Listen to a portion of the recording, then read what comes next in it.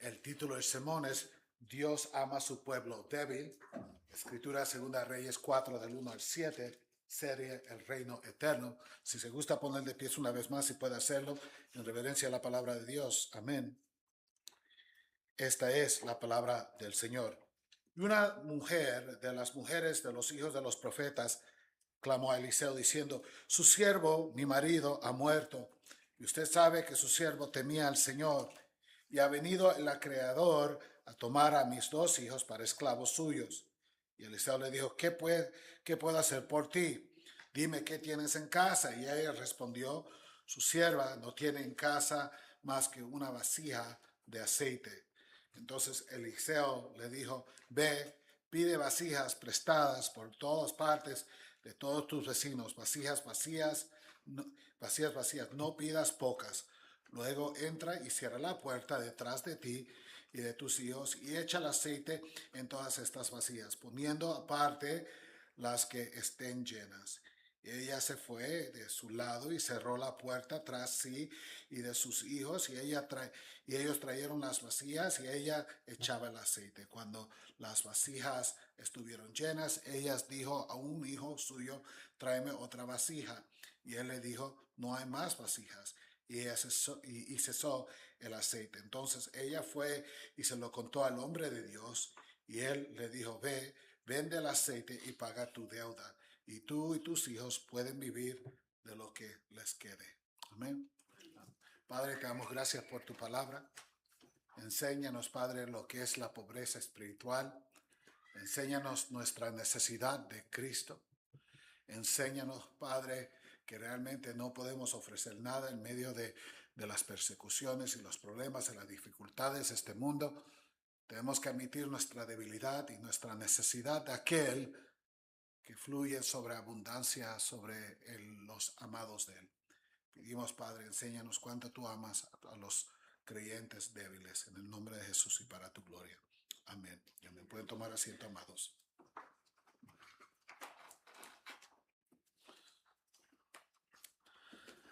Al llegar a Segunda Reyes capítulo 4, entramos en una parte del ministerio de Eliseo en la que Dios demuestra repetidamente su poder y su cuidado por su pueblo débil. En los capítulos 4 hasta el 6, Dios mostrará algo increíble: su victoria sobre las deudas, nuestro pasaje de hoy, por ejemplo, su victoria sobre la muerte, la sequía, la enfermedad y las dificultades humanas. A primera vista, nuestro pasaje parece ser una simple historia sobre una viuda con problemas financieros, pero es mucho más que esto para nosotros hoy. Por medio del milagro aquí relatado en este pasaje, Dios revela algo precioso acerca de su carácter, algo que le debemos poner mucha atención. ¿Y qué es esto? Que Dios es la ayuda de los cristianos indefensos, de los cristianos débiles. No porque ellos sean fuertes en sí mismos, sino porque Él es fuerte de parte de ellos. Y de esto lo podemos ver a lo largo de la historia de la Biblia. Uno de estos lugares, de Deuteronomio 7, del 6 al 7, donde dice: porque tú eres pueblo santo para el Señor tu Dios. El Señor tu Dios, le dice a Israel, te ha escogido para ser pueblo suyo de entre todos los pueblos que están sobre la superficie de la tierra. ¿Y cuál fue el criterio para el Señor escogerlos? Mira el versículo 7. El Señor no puso su amor en ustedes, ni los escogió por ser ustedes más numerosos que otros pueblos, pues eran el más que pequeño de todos los pueblos. ¿Pueden verlo? El Señor lo escogió no porque ustedes sean grandes o poderosos o perfectos, porque ustedes no eran nada. Y en usted no hacer nada, cuando yo haga algo grande, toda la gloria regresará a mí. Por el contrario, Dios, entonces, miramos, no se deleita en hacerse fuerte en el fuerte, sino en mostrarse fuerte, mostrar su poder y su gracia a quienes reconocen su necesidad de Él y confiesan su debilidad.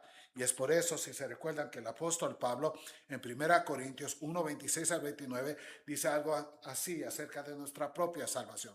Pues consideren, hermanos, su llamamiento. No hubo muchos sabios conforme a la carne, ni muchos poderosos, ni muchos nobles. Ahí se va todo nuestro orgullo. Mira, ¿quién escogió a Dios? Ustedes no son sabios, no son poderosos, no son nobles. Ustedes no son nada. Es una manera del Señor quitarnos a nosotros nuestro propio orgullo, sino que Dios ha escogido Lean conmigo. Lo que necio. ¿Qué somos? Lo necio, dice, del mundo para avergonzar a los sabios. Y Dios ha escogido lo que débil del mundo para avergonzar a lo que es fuerte. También Dios ha escogido lo que vil y que despreciado del mundo, lo que no es, para anular lo que es, para que nadie se jacte delante de quién, de Dios. ¿Qué somos, hermanos? Nada. Amén. ¿Quién es Dios? Todo, y nosotros somos qué? Nada. Somos vil, somos necios, dice la palabra de Dios, somos los despreciados, somos nada. Entonces, cuando miramos a nosotros mismos, y si miramos algo bueno, si miramos algo admirable, es porque Dios lo ha puesto ahí. Si usted dice, el pastor Ismael, es una bendición, su predicación es una bendición, es porque el Señor le ha dado sabiduría. El pastor Ismael era nada y es nada sin quién, sin Dios, igual que usted. Y tenemos que tener esta mentalidad de la pobreza espiritual que reside en nosotros y la riqueza que tiene Dios y cuánto realmente lo necesitamos cada día. El Señor Cristo nos enseñó algo de así cuando nos enseñó a orar, que dice, el pan nuestro de cada día dándonos que hoy. Cada día yo necesito de Dios. ¿Por qué? Porque cada día tengo que admitir que soy ¿qué? Pobre, débil, indefenso, vil, lo que necio, que yo necesito del Señor. Amén. Dios es el Dios entonces compasivo y fiel que amorosamente provee para sus hijos débiles y necesitados, y demuestra una y otra vez que su esperanza, la esperanza de su pueblo, no está en los que ellos poseen, no, sino en que el Dios que los posee a ellos. Su fortaleza es en el Señor. Viendo esto, entonces, entremos al versículo 1, donde miramos que Dios cuida de su pueblo débil. Miren el versículo 1 conmigo.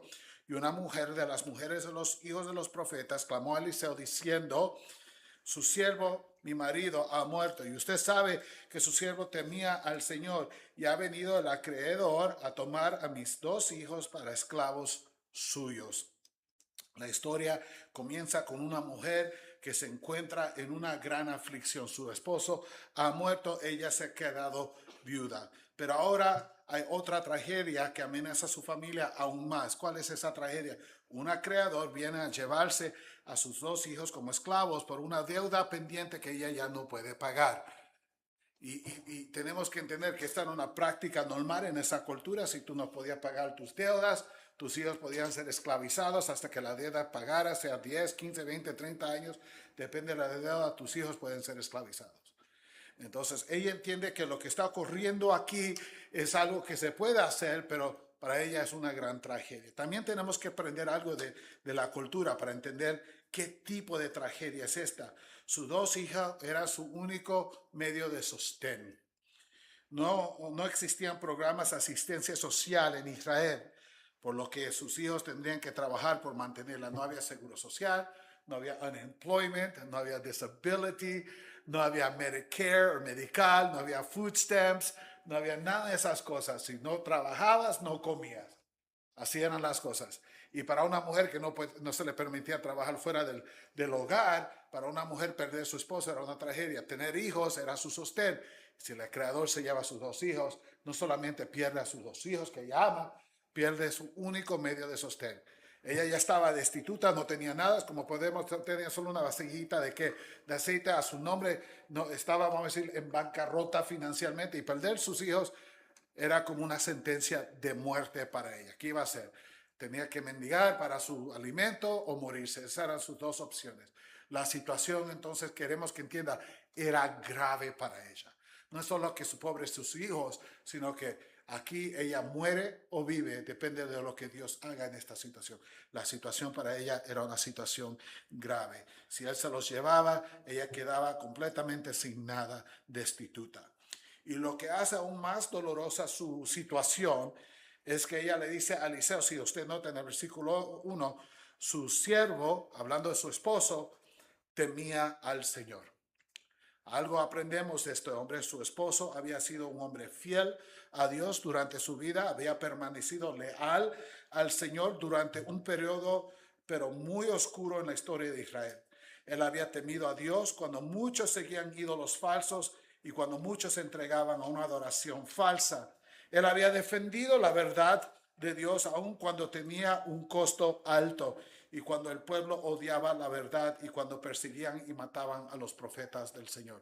Este hombre había sido fiel toda su vida. Gloria a Dios por ese testimonio que ella da de él. Y a pesar de la fidelidad de este hombre, encontramos que su familia ahora se enfrenta a un desastre financiero. Amados, esto es uno de los grandes misterios de la vida cristiana, ¿verdad que sí? Con frecuencia suponemos que la fidelidad a Dios debería garantizarnos una vida fácil, o por lo menos una vida con problemas menos de estos. Pero la Escritura enseña repetidamente que esto es lo contrario de lo que debemos esperar. Cristo sufrió, sus discípulos murieron, muertes violentas, amén. El sufrimiento de los cristianos a lo largo de la historia ha sido grave, ha sido grande, ha sido persistente. Y nosotros, en nuestra mente, en nuestro pensar, decimos, pues si yo amo a Dios, las cosas deben estar mejor. Mi matrimonio debe estar bien, amén. Las finanzas deben de estar bien. Mis hijos deben de estar bien y respetuosos, amando al Señor. Si yo amo a Dios, espero que estas cosas vayan a bien. Y cuando no ocurren así, nos quedamos un poquito, pero ¿qué está pasando? Si es que yo estoy sirviendo y amando a quién, a Dios. Es muy frecuente que esta duda, esta flaqueza espiritual llega a nuestro espíritu, donde empezamos a decir, pero Señor, yo que te sirvo y que te sirvo. Y esto parece ponerse peor en peor. ¿Qué es lo que está ocurriendo? Es algo natural considerar. Recordemos lo que le dice Pablo a Timoteo, a un joven pastor. Le dice, en verdad, todos los que quieren vivir piadosamente en Cristo Jesús serán ¿qué? Perseguidos, tendrán dificultades, las cosas serán difíciles para ellos. Pablo dice, espera, y Cristo nos dice la misma cosa. Dice, ustedes suponen que son más grandes que yo. Si el mundo me odió a mí, me persiguió a mí, ¿cómo no lo va a odiar y perseguir a ustedes? Y Cristo nos pidió cargar nuestra cruz y ir atrás de él y morir como él muere diariamente. Entonces, la palabra de Dios es muy clara que vamos a sufrir, pero en nuestro pensar a veces esperamos mejor de lo que estamos recibiendo, lo que creemos que sea mejor. Las personas piadosas entonces sufren. Amén. Las personas piadosas a veces ¿qué? Sufren. Y es posible que usted esté aquí sufriendo en un matrimonio que no está funcionando, o sufriendo porque sus hijos están rebeldes y no aman al Señor, o sufriendo una deuda, algo financiero que amenaza eliminar toda su vida, todo lo que usted ha ahorrado, o sufre porque hay un hijo ahí usando drogas o haciendo otras cosas. Es posible que esté sufriendo en lo físico, en el matrimonio, en diferentes cosas. Es posible que usted esté aquí sentada alabando al Señor, sentado alabando al Señor, pero está sufriendo. Los cristianos sufren, amados. Los creyentes fieles experimentan pérdidas. Amén. Quienes aman a Cristo todavía enfrentan enfermedad, dificultades económicas, decepciones y tristeza. Y aléjese de la falsa doctrina que enseña, si usted ama a Cristo, todo va a ir bien, su salud va a estar perfecta, solo tiene que clamarlo, tendrá dinero, tendrá una casa pagada, tendrá todo, su esposo lo mirará con corazones en sus ojos, usted mirará a su esposo con corazones, todo va a estar perfecto, todo va a estar bien, rosas, arcoíris por donde quiera. Esa es una doctrina que nos gusta pensar en ella, quisiéramos que así fueran las cosas, pero así no son las cosas. Y no es lo que encontramos en la Biblia. Y recuerde que no es lo que encontramos en la vida de Cristo y de sus apóstoles cuando vivieron aquí. Amén. Entonces tenemos que entender que es una doctrina, una teología falsa, herejía, y algo que tenemos que negar por cierto y por completo. No, los cristianos sufren. Y por eso el clamor de esta viuda es el de muchos creyentes a lo largo de la historia. Señor, te amo, te sirvo, te busco y estoy sufriendo. ¿Por qué ocurren estas cosas? Esa es la tentación. Y en hablar así hay algo oculto en nuestro corazón. Hay una culpa que le estamos echando al Señor. Si tú me amaras correctamente, yo no estuviera en esta situación.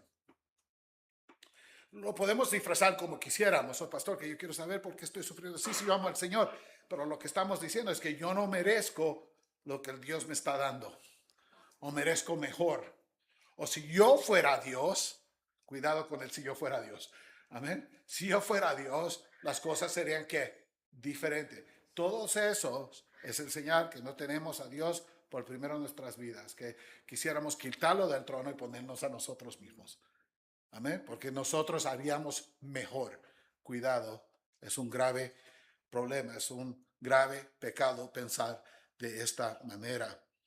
Entonces, como cristianos, sabemos que hay cristianos que aman al Señor sacrificalmente y luego descubren que tienen cáncer, o un esposo que ama a sus hijos con todo su corazón, enseña a Cristo y viene alguien en su automóvil, viene borrachos y le pegan al carro y los hijos mueren. Y dicen, no, Señor, pero ¿por qué? ¿Por qué? Realmente lo que debemos hacer pregunta es, ¿cómo vamos a lidiar con estas cosas? Bueno, hay dos cosas que sabemos, amén. Primeramente, que Dios es soberano. Quiere decir que estamos en la situación en la que estamos porque Dios nos quiere ahí. Es posible que duela y no nos guste, pero ahí estamos. Recuerdan a Job. Él se encontró en la situación porque Dios lo quería en esa situación. Y el dolor y el sufrimiento por varios capítulos, eso era todo de la mano del Señor. No para el mal de él, pero para el bien, aunque se sentía como que era mal y doloroso. Al final, el propio Job, que dice al final, dice, antes yo miraba, oía al Señor de oídos, ahora lo puedo ver con mis ojos. En otra palabra, mi fe ha crecido. El Señor muchas veces nos pone en lugares dificultuosos, no para que nosotros blasfememos, no para que perdamos nuestra fe, pero para hacer que nuestra fe crezca, y hablaremos más de ello. Pero eso es lo primero que sabemos, Señor, si yo te amo, ¿por qué? Si tú eres soberano sobre todo. Lo que debemos estar diciendo, Señor, tú eres soberano y tú me has puesto en esta situación y duele y no entiendo por qué, pero me voy a actuar como actuó esta viuda. ¿Cómo actuó esta viuda? Miremos, dice la palabra de Dios que tenemos que aprender cómo ella reaccionó. Esta viuda, en medio de su angustia, ¿qué hace? Ella clamó a Eliseo. Recuérdense que Eliseo era el representante visible de quién, de Dios, el intermediario entre Dios y el hombre. Aquí representa un tipo de quién, de Cristo Jesús. Y ella viene a él y le dice, mira, estoy sufriendo. Ella viene a él con todo su qué, problema, con toda la angustia de su corazón. La situación era desesperada, sus emociones estaban por donde quiera, las lágrimas ya habían fluido, pero ella viene a Eliseo y ella le pide que la ayude. Su fe no niega el problema, no pretende que el problema no está ahí. Ella tampoco viene exigiendo que Dios haga algo, que la considere, que haga más. Yo merezco más de esto. Dios no me está pagando a mí bien por lo bien que yo lo he hecho a él. Ella simplemente presenta su necesidad y su pobreza ante el siervo de Dios que representa a Cristo Jesús. Ese es el lenguaje de la fe. Dios, tú eres soberano y yo sé que estoy en esta situación porque aquí tú me quieres. Duele y no entiendo, pero no soy el primer cristiano que esto le ha ocurrido. Recordamos a José que se encontró en una cárcel en Egipto porque ahí lo poniste para hacer algo grande con él. Recordemos a Cristo Jesús que sufrió en la cruz para hacer algo grande a través de él. Recordemos a los apóstoles, Señor, que sufrieron. Hiciste algo en el medio del sufrimiento. Pablo en la cárcel, toda la ciudad de Filipo se salvó. Recordemos, no soy el único. Estoy sufriendo, estoy aquí, no me gusta, estoy sufriendo, así que lo que hago es esto. Voy a derramar mi corazón y pedirte a ti que me ayudes. No te voy a acusar, no voy a exigir. Vengo a ti como persona pobre, persona necesitada, persona impotente. Y te pido, oh Señor, ayúdame. Ese es el lenguaje de fe. ¿Pueden verlo? No es acusatorio, no es demandoso, sino que, Señor, yo te necesito. La Biblia tiene tantos ejemplos de esto, pero quería hacer uno que acabamos de estudiar unos meses atrás. Vemos en la misma fe de Josafat. ¿Se recuerdan? Cuando enfrentó un ejército invasor, que él hace lo mismo. Recuerden con lo que él dice. Porque no tenemos fuerza alguna delante de esta gran multitud. Dice, que viene contra nosotros. Y que no sabemos qué hacer. No tenemos fuerza, no tenemos sabiduría, pero nuestros ojos están vueltos hacia ti. No tenemos nada que ofrecer, así que estamos completamente dependientes de ti. Si tú haces algo, ganamos. Si tú haces nada, morimos. ¿Pueden ver esa fe? Es una grande fe esta, ¿verdad? Y qué difícil se nos hace a cada uno, a mujeres y a hombres iguales, venir al Señor y decir, ¿sabes qué? No sé nada, no tengo nada, estoy pobre, no sé nada, no tengo nada y te necesito. Si tú no haces algo aquí, me muero. Si tú haces todo, puedo vivir. Señor, mis ojos están puestos en ti. Esta es una gran fe, la que miramos en ella. Vemos la misma fe entonces en Josafat. Al acudir a Eliseo, entonces, siervo de Dios, ella está acudiendo a Dios mismo. Así vemos una así vemos una verdad familiar en este pasaje. Los creyentes en medio de las pruebas deben confiar en quién, en Dios. Sé que eso se oye obvio, no me dijiste algo que ya no sé, pastor. Entiendo, pero es algo que olvidamos cuando estamos sufriendo.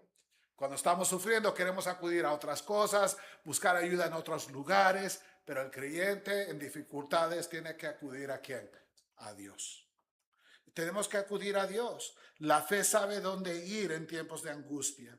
Nuestro pasaje también nos enseña que los creyentes afligidos poseen un privilegio extraordinario en su sufrimiento que los incrédulos no tienen. ¿Cuál es ese? El versículo 1 nos dice que ella clamó a Eliseo. El versículo número 2 nos dice que Eliseo le dijo, ¿qué puedo hacer por ti? Escucha usted las palabras que están aquí, amados, porque son importantes. Escuchan cuán dispuesto está Eliseo, representante de Dios, a ayudarla a ella. Viene esta viuda. ¿Cuál es su nombre? No lo sabemos. ¿Cuál es su importancia? No tiene. ¿Cuál riqueza tiene? Está en bancarrota. ¿Qué puede ofrecer? Absolutamente qué. Nada. Pero ella tiene algo que el hombre rico no tiene. Ella tiene ¿qué? A Cristo Jesús. Ella es una creyente. El Señor no la ama porque es viuda. El Señor no la ama porque es pobre, aunque sí ama a los pobres y las viudas creyentes. El Señor la ama porque ella está en relación con Él. Amén. Y porque ella está en relación con Él, ella puede venir. Ella tiene acceso que un hombre rico y incrédulo no lo tenga.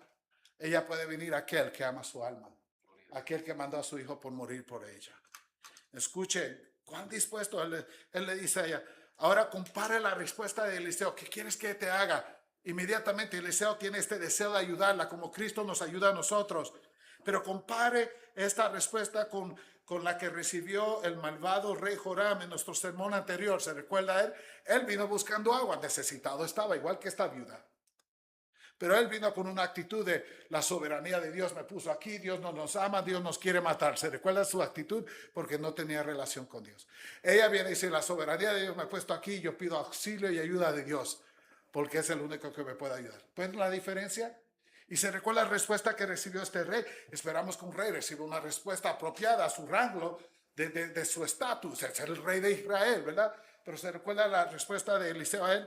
Y Eliseo le dijo, vive el Señor de los ejércitos ante quien estoy, que si no fuera por el respeto a la presencia del otro rey Josafat, que amaba a Dios, si no fuera por él, rey de Judá, no te miraría ni te atendería. Tú para mí no eres nada. Porque él vino pidiendo ayuda, pero con actitud contra Dios, echando la culpa a Dios, eso, no responsabilizándose de ninguna manera. Pero viene esta mujer pobre, viuda, con nada que ofrecer, humilde delante del Señor, pidiendo porque ama a Jesús, ama al Señor. El Señor. ¿Y qué le dice Eliseo que representa a Jesús en este pasaje? ¿Qué quieres que haga por ti? ¿Pueden ver la disposición del corazón de nuestro Señor para aquellos que los aman? Joram, debido a su incredulidad y rebelión, se había colocado fuera del alcance de la ayuda de Eliseo y de la ayuda de Dios. Pero qué diferente es el caso de esta viuda anónima, creyente y empobrecida. Ella lleva sus problemas a Eliseo, el hombre de Dios, y él piensa únicamente en cómo ayudarla. ¿Ve la diferencia, amados? Esta viuda creyente tiene acceso a Dios en medio de sus dificultades a través de Eliseo. Y el rey impenitente no tenía ningún acceso a Dios. Y esa es la diferencia entre usted y el incrédulo. Usted puede correr ¿a quién? A su Padre en el cielo. ¿Por medio de quién? Jesús. Yo no sé cómo el mundo sufre. Mire, usted sufre y el mundo sufre. A veces nuestros sufrimientos son causados por el mundo. Amén. Pero sí sufrimos, sí sufrimos. Pérdidas, sufrimos. La muerte de amados, seres amados, sufrimos. Problemas financieros, sufrimos. Todos sufrimos. Pero yo no sé cómo ellos pueden lidiar con su vida sin acceso ¿a quién? A Dios. Nosotros tenemos acceso. Gloria sea a Dios por esto. Este es un hermoso entonces retrato de nuestro Eliseo mayor, nuestro Señor Jesucristo. Amados, por causa de Cristo, ustedes como creyentes tienen acceso a Dios. El mundo incrédulo no lo tiene. Tal vez usted no posee riquezas, influencia o prestigio en este mundo, pero sí posee algo mucho más valioso que los incrédulos no tienen: una relación con Dios por medio de Cristo Jesús, nuestro Señor. Entonces venga a Cristo cada día. El pan nuestro de cada día, dámelo hoy, Señor. Mira que estoy necesitado. Mira que tengo hambre. Mira que la situación se ve difícil. Pero te tengo a ti. Y si te tengo a ti, tengo todo. Amén. Gloria a Dios. Mire lo que el Señor le ofrece a usted y a mí. Solo a los creyentes. Hebreos 4:16. Por tanto, acerquémonos con confianza. No solo acércate, pero que con confianza, sabiendo que Él nunca te echará para afuera porque eres hijo de Él. Acerquémonos al trono de la gracia para que recibamos misericordia y hallemos gracia para la ayuda oportuna. Venga, dice el Señor. El trono siempre está abierto a ustedes. Nunca cierra, nunca un día feriado donde ponemos el close sign. Dios dice, siempre está abierto para usted. Venga, aquí estoy listo para ayudarte a ti como cristiano. Gloria a Dios por ello. Amado, ustedes pueden llevar toda carga, todo tiempo a su Padre Celestial. Leemos algo de esto en Salmos 142, versículo 2. Delante de Él expongo mi queja, en su presencia manifiesto mi angustia. Recordemos a Ana en el Antiguo Testamento, en el libro de Samuel, que tiene una gran angustia. Quería algo admirable, quería un hijo y no tenía ningún hijo. Y su esposo trató de ayudarla, que no soy yo mejor que 10 hijos para ti. Esa fue la respuesta equivocada, decirle a una mujer emocional. Pero él creía que la estaba ayudando. No, yo soy mejor que hijos. Tú debes estar agradecida de tener un esposo tan bueno como yo. ¿Verdad? Pero ese no era el problema. Y va y pone su queja delante del Señor. Y empieza a llorar y las lágrimas y los mocos y todo fluye a tanto punto que viene Elí, el sumo sacerdote, y le dice: ¿por qué estás tú tomada, embriagada, borracha aquí orando? Creía que estaba borracha la mujer. Y él dice: no, Señor, no he tomado nada. Yo solo vengo y estoy exponiendo mi corazón, mi dolor delante de Dios. No estoy pidiendo nada, solo quiero que Él sepa cómo me siento en esta gran angustia, que Él sepa en qué condición espiritual estoy. Y Elí se sintió terrible. Dice: es que el Señor te conceda lo que tú pides. No es una garantía. Ella se levantó, se lavó la cara, dice la palabra de Dios, se fue a la casa y tenía una gran paz. No porque recibió lo que ella quería, sino que pudo darle todo a ¿quién? A Dios. Y el año después el Señor la visitó y le dio un hijo.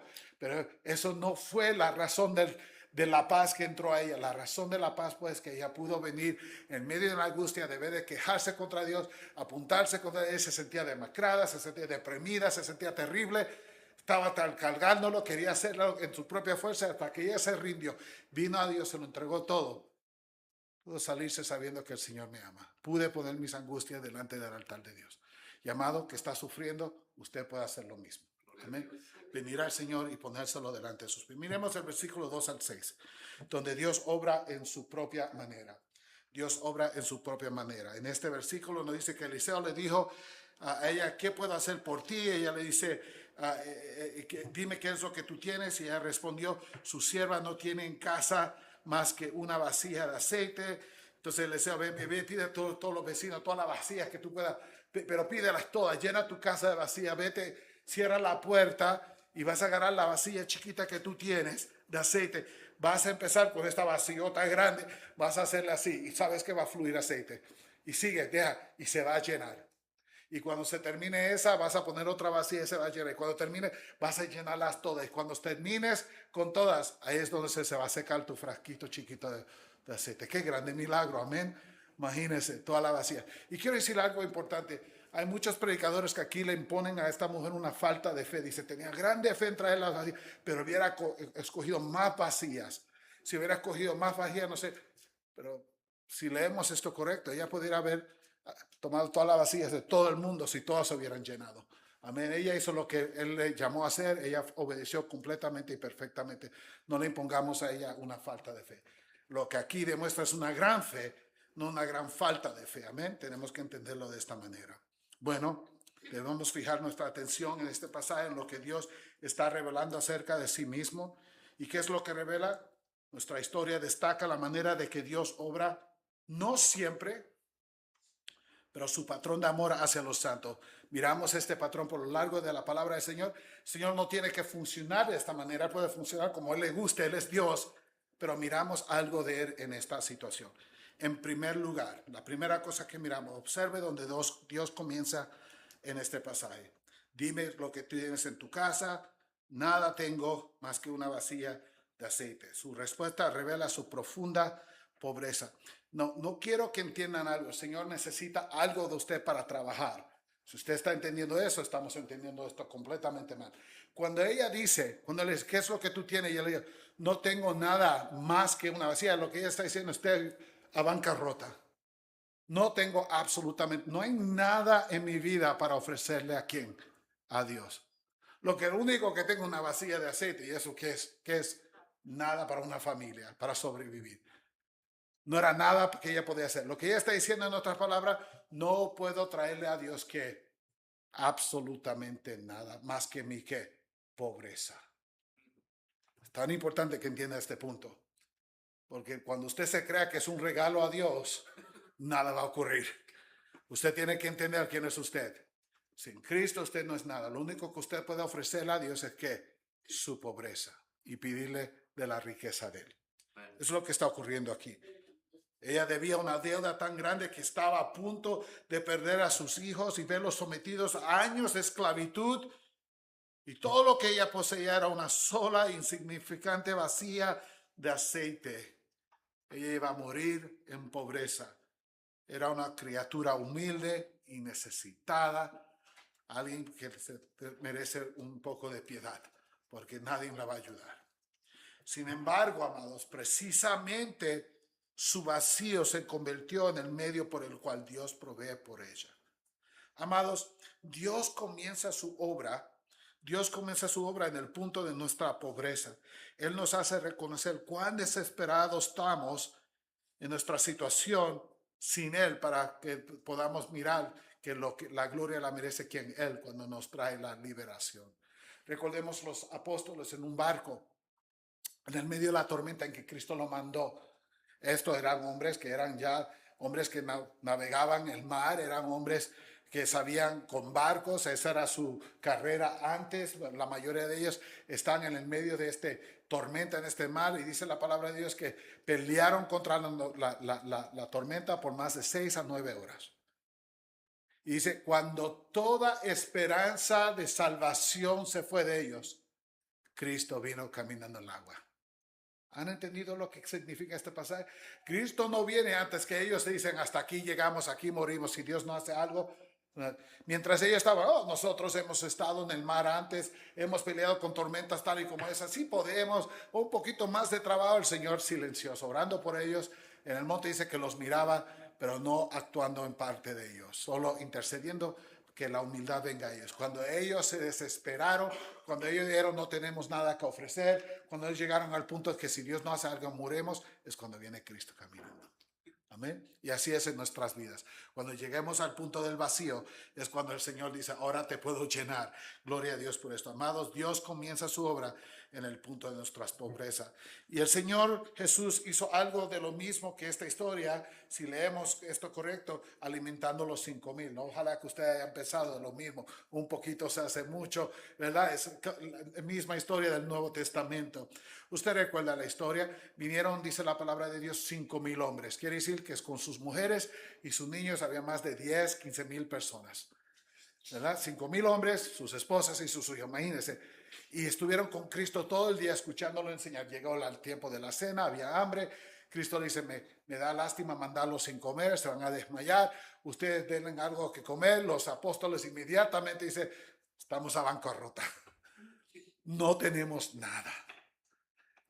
Si trabajaríamos 100, 200 días, no sería suficiente para esta multitud. Y Cristo dice, ¿qué es lo que ustedes tienen? Y la respuesta de ellos es, no tenemos nada. Miren lo que ellos dicen. Aquí hay un muchacho que tiene 5 panes de cebada y 2 pescados. Pero, ¿qué es eso? Por tanto, ¿esto qué es? ¿Qué es, amados? Nada. No podemos decir, por lo menos había algo. No, había absolutamente nada. La imposibilidad de alimentar a este pueblo de 5 panes y 2 peces es que imposible. El Señor dice, hágalo sentar, se sientan, le da gracias a Dios por la comida que vamos a recibir. Los apóstoles, que hay comida, 5 panes y 2 peces. Aquí va a comer uno, va a comer dos, y aquí el resto del mundo se muere ¿de qué? De hambre.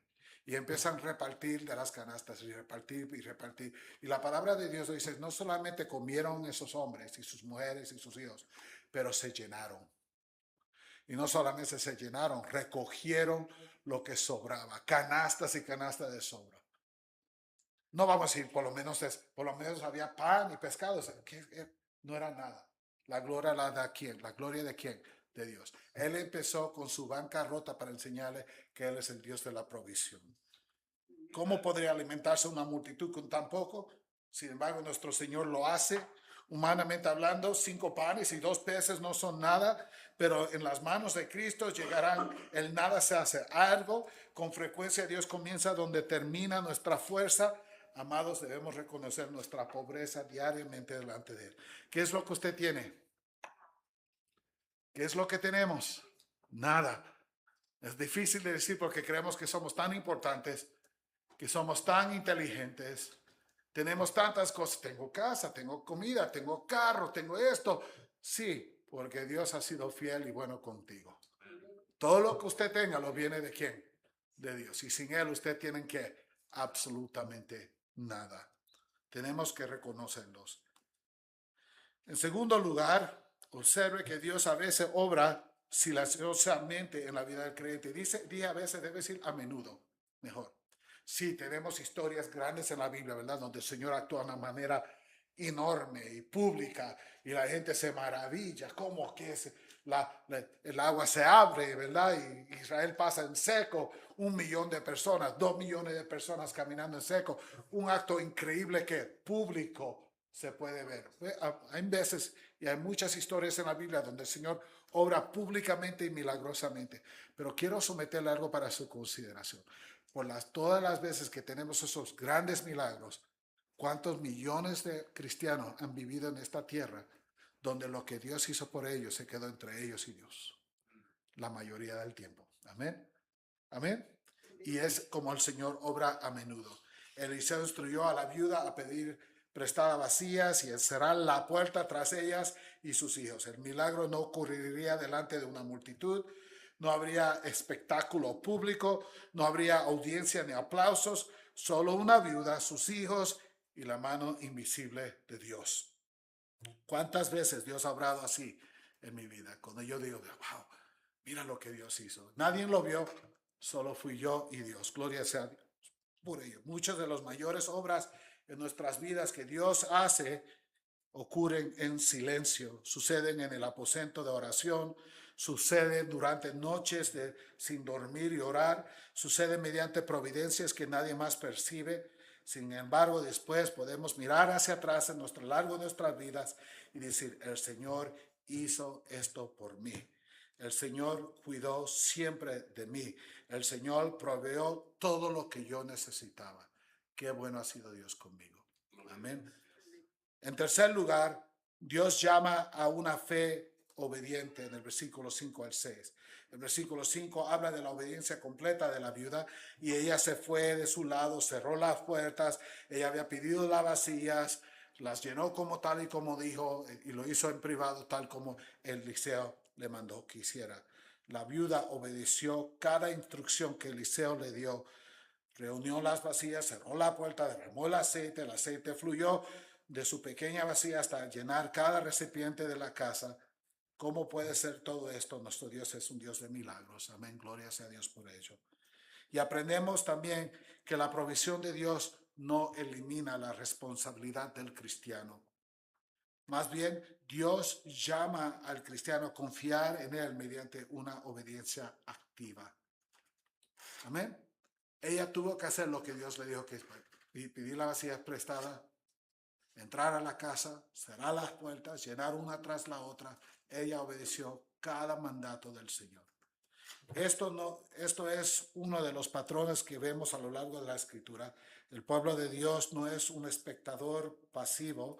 Dios en su gracia nos involucra para que nuestra fe crezca y se haga visible. Ella tuvo que hacer estas cosas para al final mirar la mano de Dios y su fe creció grandemente. Amén.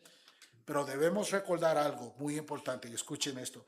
La obediencia de la viuda no provocó el milagro. No haga el error de decir que si yo obedezco al Señor, Dios tiene que hacer. Cuidado. Amén. A Dios nadie le dice, tú tienes que hacer nada. Él es quien, Dios.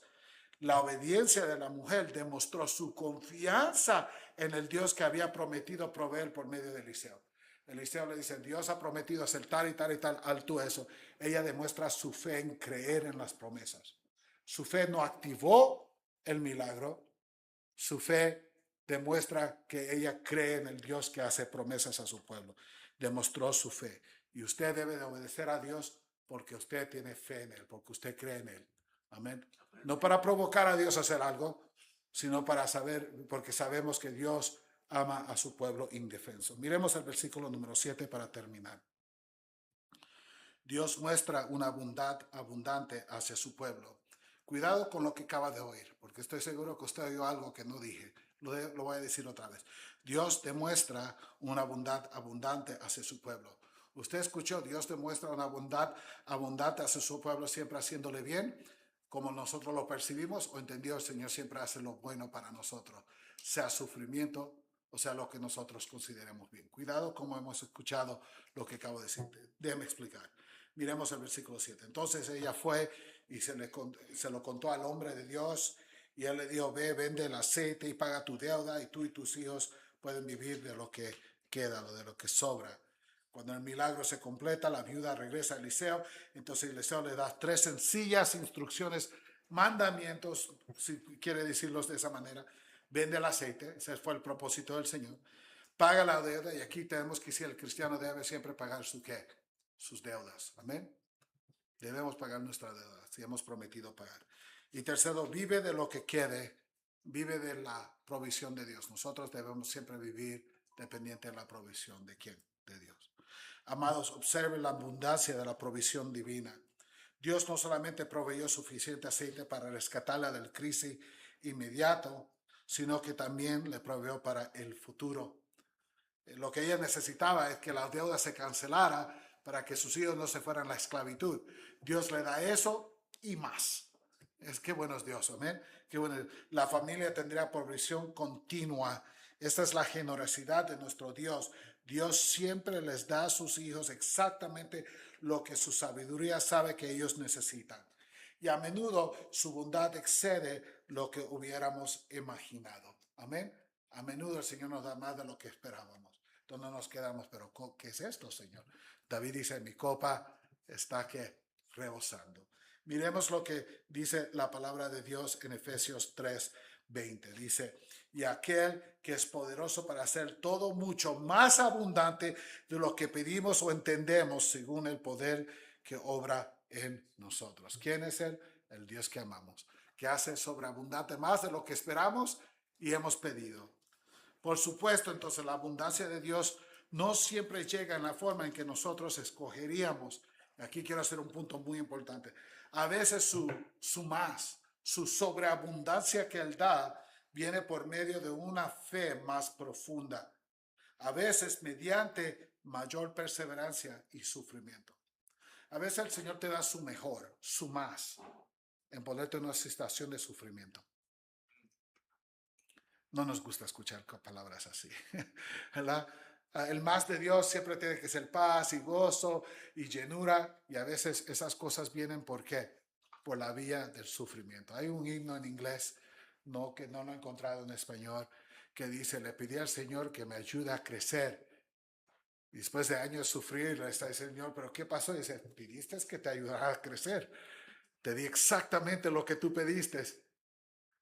Y es no lo que Él quería, no lo que nosotros queremos, pero es el Señor a veces nos da su más, su sobreabundancia, su bendición, aunque no parece así, de sufrir. Amén. ¿Cuándo fue la última vez que usted llamó a un sufrimiento una bendición?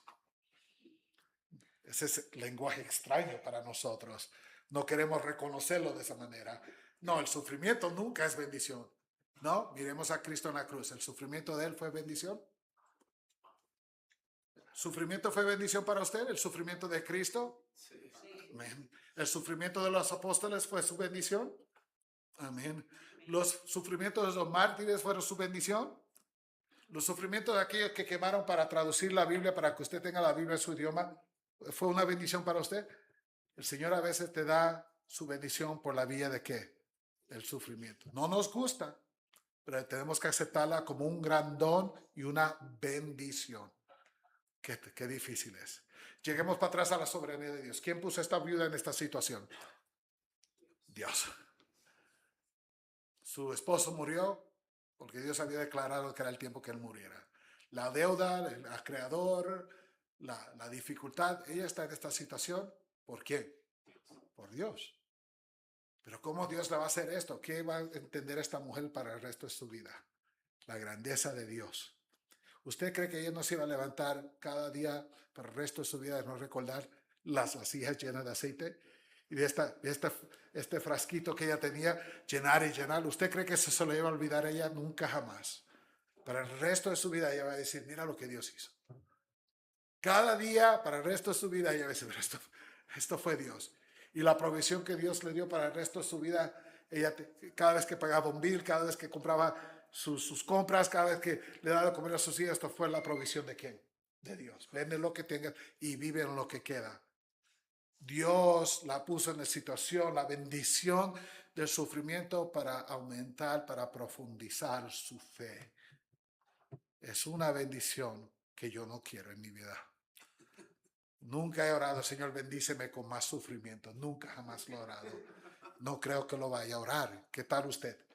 Oh, Señor, ayúdame a sufrir más para tu nombre, para amarte más. Nunca saldrá de mi boca. Pero cuando venga, tenemos que reconocerlo tal y como es, profundizar nuestra fe. No es justo porque no me amas y yo te amo y te sirvo. Esas cosas no deben salir de nuestras bocas. Como esta mujer, debemos correr al Señor y decir, ¿sabes qué? Soy impotente, estoy necesitado, estoy en este lugar porque me has puesto aquí, pero duele. Te confieso, te lo traigo todo y pido que me ayudes, porque sin ti no puedo. Ese es el fe que necesitamos. Amén. Por supuesto, la abundancia de Dios no siempre llega por la forma que queremos. A veces mediante difíciles, ¿verdad? Las circunstancias, las aflicciones que Dios da en su soberanía permite en nuestras vidas y trae, son el vehículo a veces de profundizar nuestra fe. Consideremos a Romanos 5, 1 al 5. Si por favor van a Romanos 5, del 1 al 5 en sus Biblias. Busquen Romanos 5, del 1 al 5.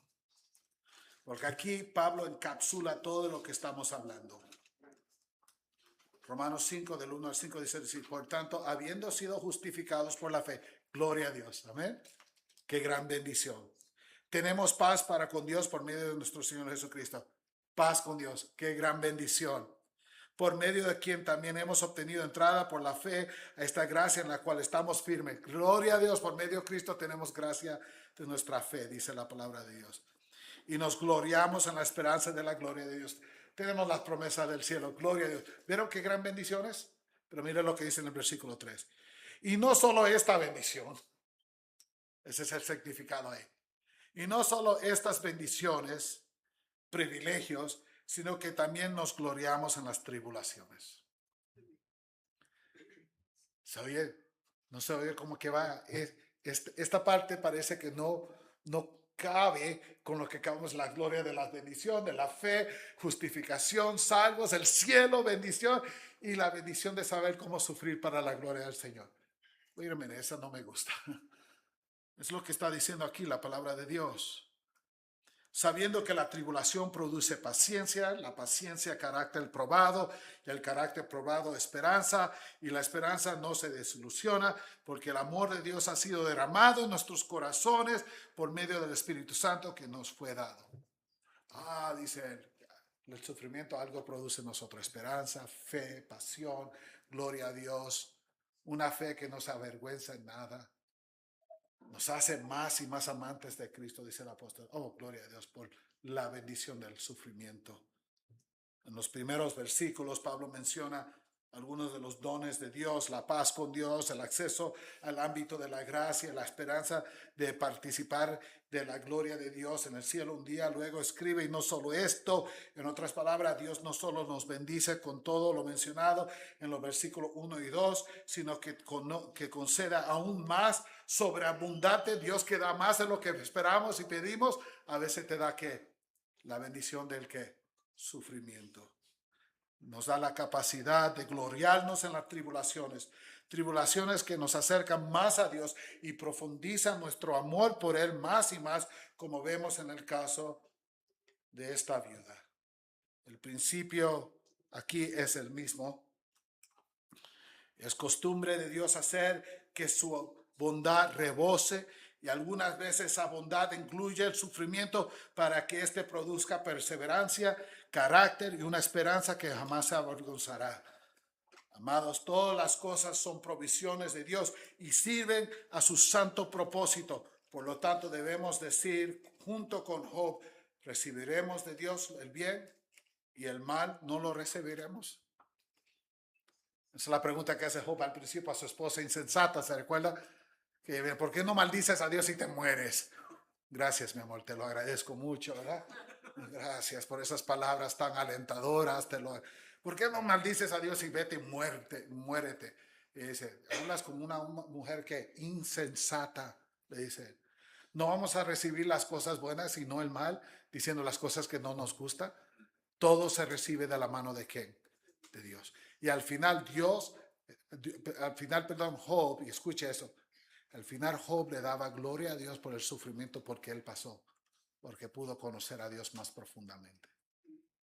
No se lo deseaba a nadie, pero sí le daba gracias a Dios por la bendición del sufrimiento que lo acercó aún más a Dios. Yo le doy gracias a Dios por el sufrimiento de Cristo, tan terrible y penoso que fue.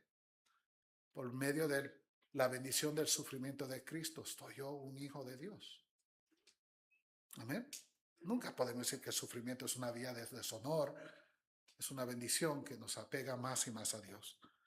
Así que, amados, hemos aprendido que el pueblo necesitado de Dios es precioso para él. Esta viuda fue colocada en una situación terrible por la mano de ¿quién? De Dios, últimamente por la mano de Dios. Pero el final de ella es gloriarse en Dios. El final de ella es la provisión de Dios cada día.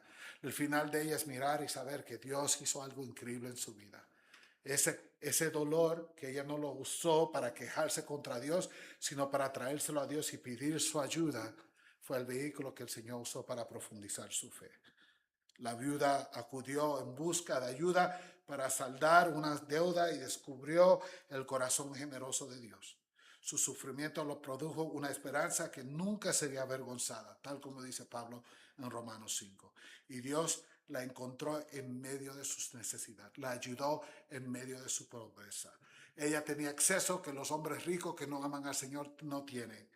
La viuda de nuestra historia no tiene nombre, no tiene poder, ha sido olvidada por la sociedad, sin embargo, no fue olvidada por Dios. Y usted tampoco nunca es olvidado. ¿Cuál es el nombre de esta mujer? La viuda. Vamos a decir, la viuda, ¿verdad? ¿Verdad? Es lo único que ponemos, ni sabemos su nombre. Pero qué gran fe nos enseña esta mujer sin nombre. Amén. ¿Cómo amar al Señor? Cuando el pueblo de Dios se encuentra débil, nunca está sin esperanza. El Señor ve, conoce y cuida de sus hijos. Y el mismo Dios que proveyó para esta viuda nos ha dado una provisión aún mayor en su Hijo Jesucristo. A ella le dio provisiones para esta vida porque amaba a Dios. A nosotros nos ha dado la provisión de ¿qué? Del Hijo de Dios. Aún mejor, aún mejor. En Cristo tenemos perdón de nuestros pecados, paz con Dios, acceso a tu trono de gracia y toda bendición espiritual necesaria para esta vida y para la venidera.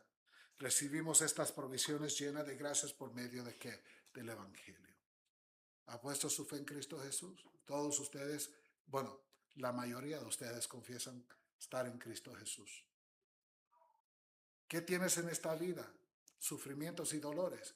¿Qué es posible que tengas como cristiano? Sufrimientos y dolores. pero acceso a Dios. Los sufrimientos y dolores en su vida lo conduce a amar a Dios más y más, a profundizar su fe. El sufrimiento del mundo son penales por su pecaminosidad y sin acceso a Dios. ¿Cómo es que el mundo puede navegar? ¿Cómo es que los incrédulos manejan este mundo sin Cristo? No lo entiendo. Esta vida es muy difícil y sin Cristo es imposible. Amén. Bueno, amados, el Dios del Segunda Reyes, capítulo 4, sigue siendo hoy el Dios de su pueblo. Por lo tanto, como esta viuda, lleve sus cargas a Él.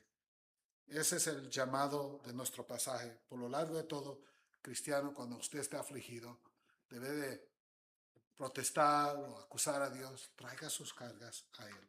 Mira lo que dice Primera de Pedro 5, 6 al 7. Humíllense, no se exalten, humíllense.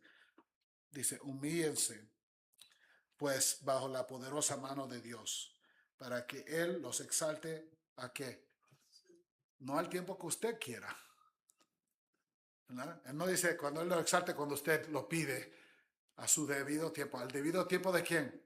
De Él, no suyo, echando toda su ansiedad sobre Él, porque Él tiene cuidado de ustedes. Que la blasfemia que oigo a veces de personas nunca salga a su boca. Dios me ha olvidado. Eso es blasfemia. Si Él te compró con la sangre de Cristo, que es lo más precioso del universo, ¿cómo se va a olvidar de ti? Si Él dio a su Hijo para morir en una cruz, para que tú seas salvo, ¿cómo se va a olvidar de ti? Es imposible. Él tiene cuidado de ustedes. O como dice el Salmo 62:8, confíen en Él en todo tiempo. ¿Cuándo? En todo tiempo, oh pueblo. Derramen su corazón delante de Él. Dios es nuestro refugio. Selah. Considéralo. Piénselo bien. ¿Estás sufriendo financieramente? ¿Estás sufriendo emocionalmente en tus relaciones? ¿Estás sufriendo porque tienes rebeldía en tu casa? ¿Pecaminosidad en tu casa? ¿Hijos que no aman al Señor, que están rebeldes? ¿Estás sufriendo en el trabajo? ¿Estás sufriendo en el ámbito social? Debes de quejarte porque no traes todo a Dios. Estoy aquí porque aquí tú me quieres, me quedaré aquí cuanto tú quieras que me quede. Pero necesito el pan nuestro, necesito de Cristo cada día.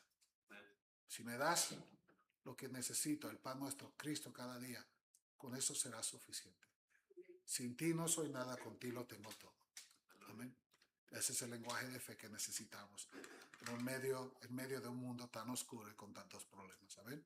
Oremos. Padre, te damos gracias por tu palabra. Pedimos que esta sea una palabra de bendición a tu pueblo. Una bendición, Padre, que los conduzca más y más a ti.